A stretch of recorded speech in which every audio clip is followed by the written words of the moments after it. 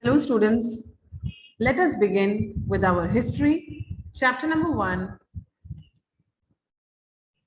what, where, how and when. In this chapter, we will be doing the following topics, which include occupation of the people in the past, where did people live, earliest cities, the making of the word India, ways to find about the past, one or many pasts, and what do dates mean. So let us proceed with the explanation of the chapter. First, it is important for us to understand that early people were in different types of occupations. Mainly, the common people were hunters and gatherers. Others were seen as herders who used to domesticate animals for their own use. Then, a category of rulers, priests, which means Brahmins, and the craft persons. So, these were the occupation of people in the past. Now, where did these people live? Now, people have lived along the banks of the river Narmada for several 100,000 years. Some of the earliest people who lived here were skilled gatherers, which means they used to gather their food to eat. They knew about the vast wealth of the plants in the surrounding forests and collected roots, fruits, and other forest produce for their food. Moreover, they also hunted animals. Some of the areas where women and men first began to grow crops such as wheat and barley were around the Suleiman and Kirthar hills. People also began to rear animals like sheep, goat, cattle, etc. Then, around the Garo hills and Vindhyas, these were the areas where agriculture first developed. In this area, rice was first grown. Now, let us have a look at these places. Now, here are the Suleiman and the Kirthar hills. Then, here are the Garo hills towards the northeast. Then, we have the river Narmada in the central India, and just towards the west of river Narmada, we have the Vindhya range. Clear? Let's move ahead.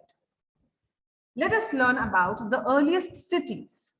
About 4,700 years ago, some of the earliest cities flourished on the banks of river Indus and its tributaries. Later, around 2,500 years ago, cities also were found being developed around the banks of river Ganga and its tributaries.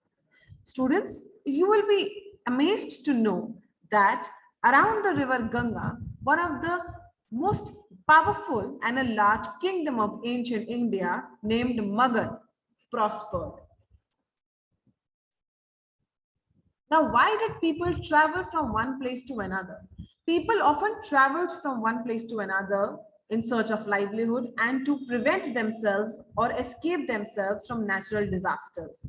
They also took their armies to conquer other person's land. They carried valuable goods from place to place. Many of the religious teachers stopped in between to offer instruction and advice on their way. Many of the hunters-gatherers also traveled in the spirit of adventure and to discover new and exciting places. This traveling from one part to the other led to the sharing of ideas between the people. Now let us understand about how the name of our country, India, came into being. Today, we often refer our country as India and Bharat. But where did this word India come from? The word India came from the river Indus, which was called Sindhu in Sanskrit. The Iranians and the Greeks, who came from northwest about 2,500 years ago, called Indus as Hindos or Indos. And they also referred that people who lived towards the east of this river Indus were called Indians. The name Bharat was also used for the group of people who lived in the northwest and who are mentioned in the Rig Veda, the earliest composition in Sanskrit, about 3,500 years ago. Now, students, we are talking about the past, but From where do we get to know about these pasts? We get to know from the manuscripts and the inscriptions. Now, next question I am sure which must be coming in your mind is that what are manuscripts and what are inscriptions? Let us understand. Manuscripts. Manuscripts were the scripts which are written by hand. These were usually written on palm leaf or specially prepared bark of the tree known as birch, which is grown in Himalayas. Over the years, many of the manuscripts are eaten away by insects and many are destroyed. But few have survived in temples and monasteries. These books dealt with all kinds of subjects, which include religious beliefs and practices, the lives of kings, medicine and science. Besides, epics, poems and plays were also written.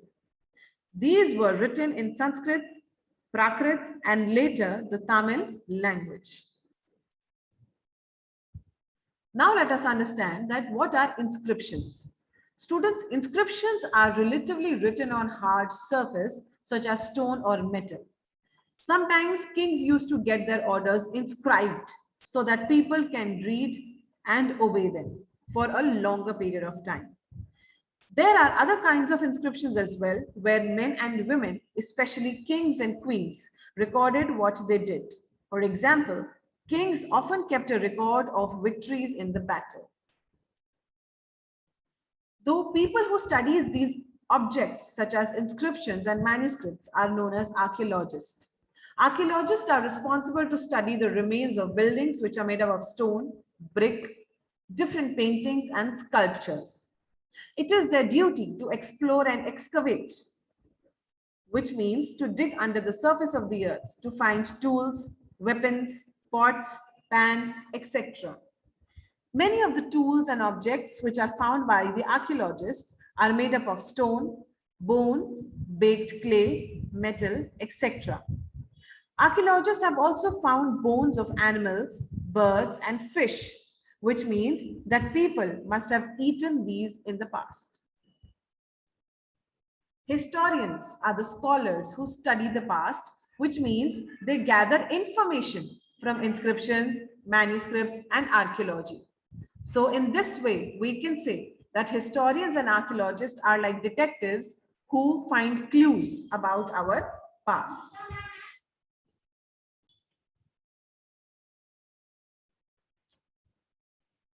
One or many pasts. We often use the term past in plural to draw attention to the fact that past was different for different people. We are sure that your past will be different from your parents' past, and your parents' past will be different from your grandparents' past. Am I right? In the similar way, the lives of the herders and farmers were different from those of kings and queens, and the lives of merchants were different from those of craft persons, and so on. We know a great deal about kings and battles they fought because they kept records of victories.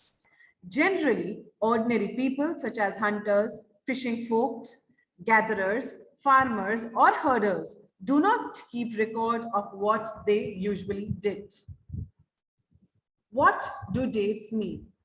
Students, when you talk about dates, you find common terms such as BC, AD. What does BC mean? BC means before Christ and AD means Anno Domini. The meaning of the word Anno Domini is after death. We take AD, which means after the death of Jesus Christ, and BC, which means before the death of Jesus Christ. Today we are living in 2021. So will it be BC or it will be AD? Absolutely right. It will be AD because we are living 2021 years after the death of Jesus Christ, which means 2021 AD. So students, that was about a quick explanation of history chapter number 1. Let us have a look at few questions. You all are requested to read these questions and solve them by going through the reading of the chapter and listening to the explanation.